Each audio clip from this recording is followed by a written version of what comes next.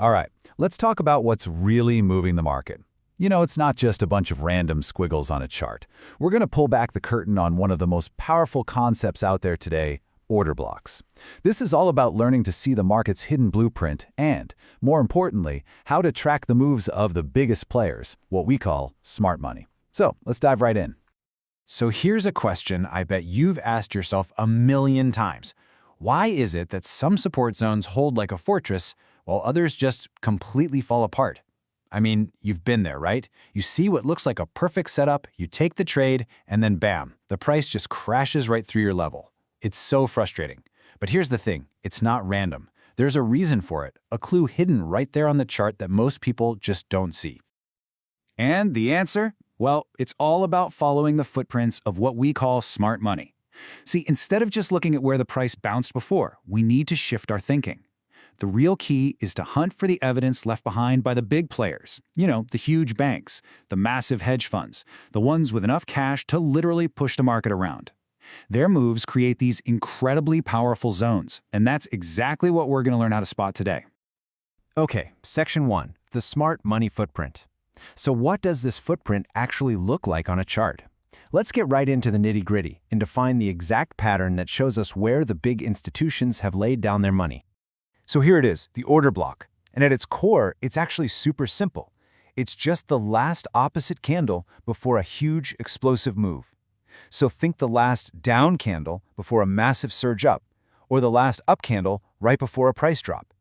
It's like a loading zone.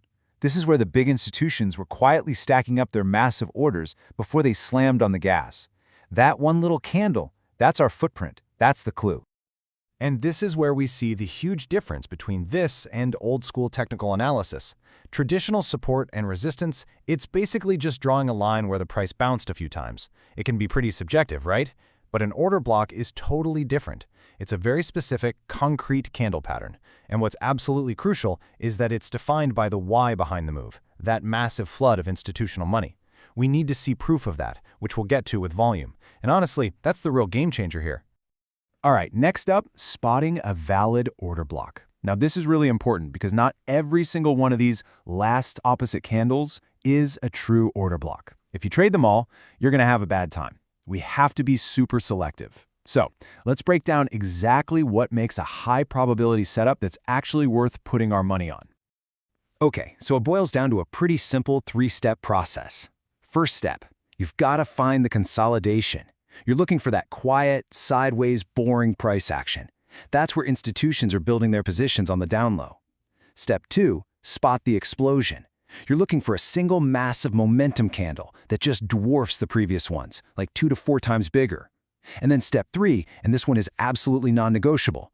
You have to see a huge spike in volume on that momentum candle. If there's no volume spike, there's no institutional footprint, and it's not a valid setup. Simple as that.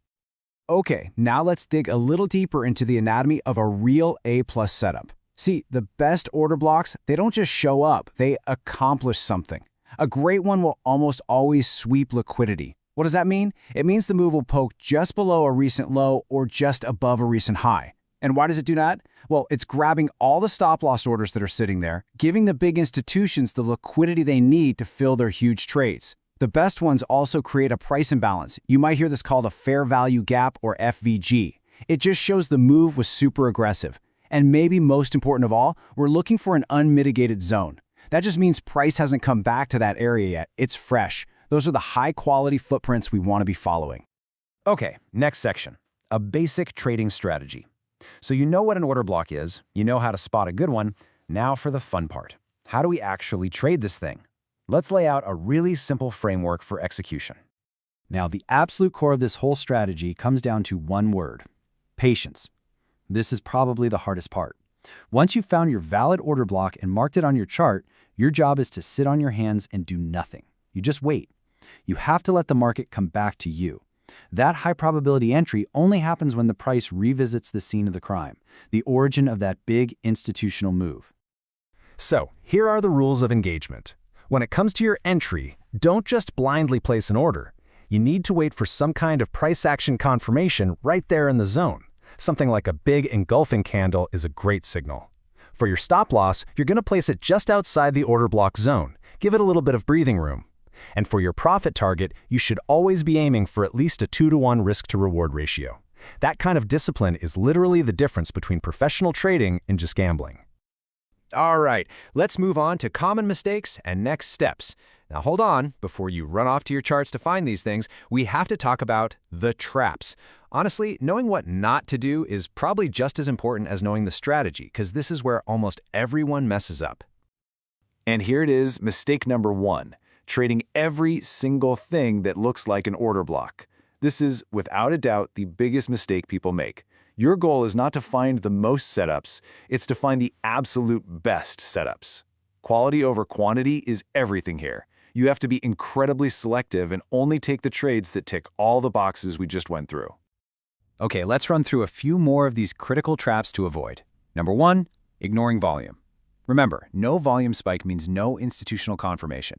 You're just guessing at that point. Number 2, poor risk management. Never, ever risk more than 1 or 2% of your account on a single trade. Protect your capital. Number 3, trading against the trend. You always want the wind at your back. High probability setups flow with the overall market direction.